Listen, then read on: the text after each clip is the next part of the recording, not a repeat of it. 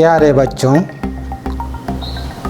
हम लोग आज की क्लास में कक्षा 8 का विषय पढ़ेंगे सामाजिक विज्ञान। पुस्तक का नाम है हमारे संसाधन और हम लोग अध्याय 1 पढ़ रहे हैं। अध्याय का नाम है संसाधन। बच्चों, पिछली क्लास में हम लोगों ने संसाधन किसे कहते हैं और मानव संसाधन है कैसे, इसके बारे में जान चुके हैं। आज की क्लास में बच्चों हम लोग संसाधन के मुख्य कितने प्रकार होते हैं इसको जानेंगे।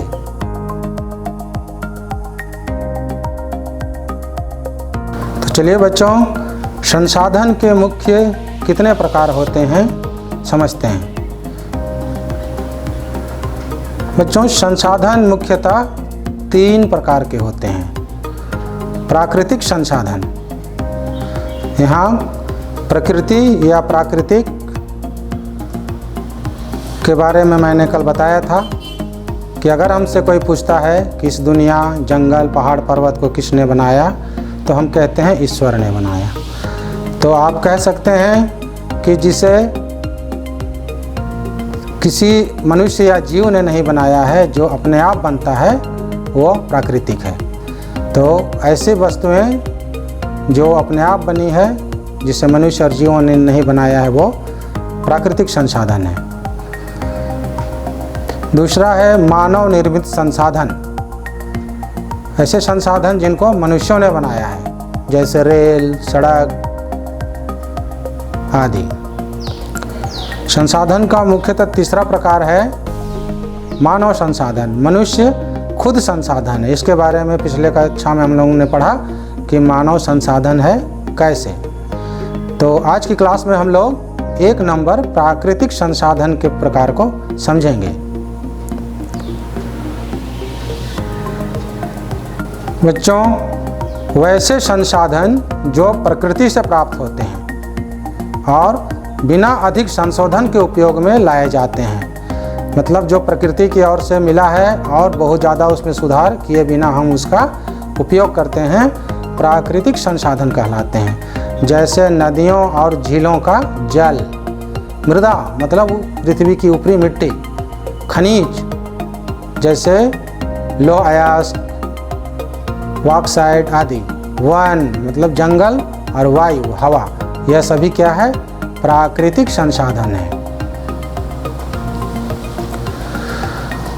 बच्चों, प्राकृतिक संसाधनों को उनके विकास, किस तरह उसका विकास हुआ एवं प्रयोग का स्तर, किस तरह से उसका मनुष्य प्रयोग करता है। उद्गम, भंडार, उद्गम मतलब किस तरह बना और भंडार मतलब कितना वह उपयोग के लिए जमा है, एवं वितरण पृथ्वी में कहाँ कितना मिलता है, इसके अनुसार उनको विभिन्न समूहों में वर्गीकृत यानी कि बांटा जा सकता है। तो बच्चों, पहला है का नंबर है विकास और उपयोग के आधार पर। विकास और उपयोग के आधार पर हम प्राकृतिक संसाधन को 2 भाग में बांट सकते हैं, वास्तविक संसाधन और संभाव्य संसाधन। तो चलिए समझते हैं वास्तविक संसाधन किसे कहते हैं। बच्चों, वैसे संसाधन वास्तविक संसाधन होते हैं जिनकी मात्रा ज्ञात होती है, मतलब पता है कि ये कितना मात्रा में यहाँ पर है और जिनका उपयोग वर्तमान समय में किया जा रहा है। उदाहरण के लिए हम पश्चिम एशिया में खनिज तेल को ले सकते हैं। महाराष्ट्र में है दक्कन पठार की काली मिट्टी और झारखंड में निकलने वाला कोयला, बॉक्साइट, ये सभी वास्तविक संसाधन हैं।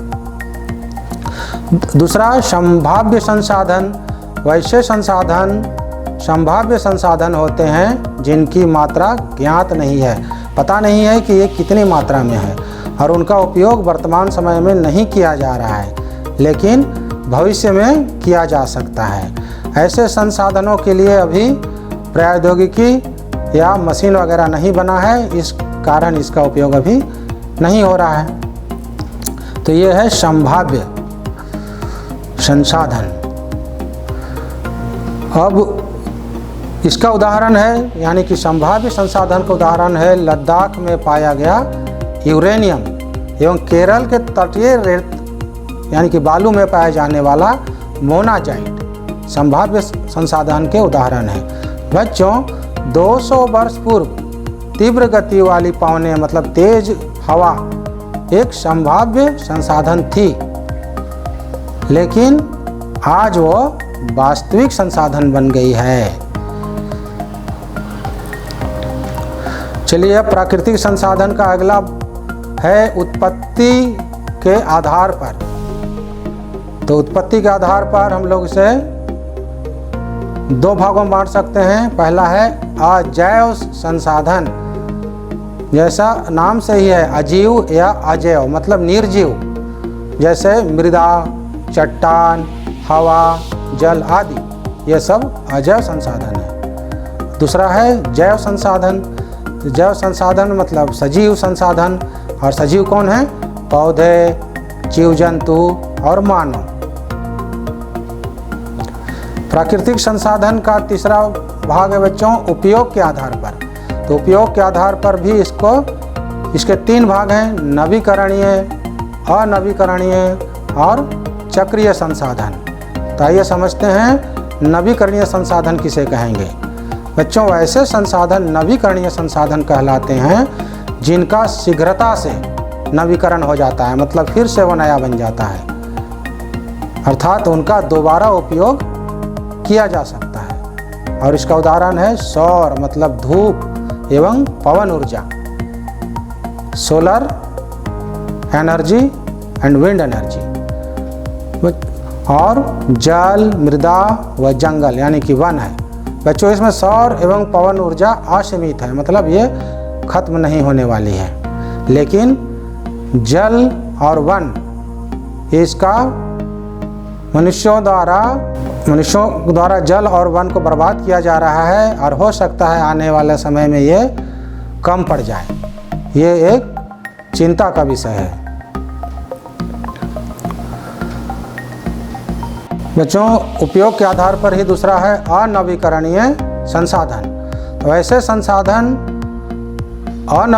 अनवीकरणीय संसाधन कहलाते हैं जिनके भंडार सीमित हैं, मतलब इसके भंडार अधिक नहीं हैं। एक बार समाप्त होने के बाद उनके नवीकरण होने में लाखों वर्ष लग सकते हैं, यानी कि यह अवधि मानव जीवन की अवधि से बहुत अधिक है।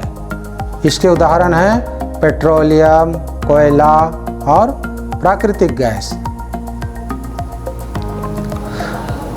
बच्चों उपयोग के आधार पर इसका तीसरा है चक्रीय संसाधन। बच्चों ऐसे संसाधन जिनका उपयोग बार बार किया जाता है चक्रीय संसाधन कहलाता है, और इसका उदाहरण है जल। अब प्राकृतिक संसाधन में ही इसका घ नंबर है वितरण के आधार पर।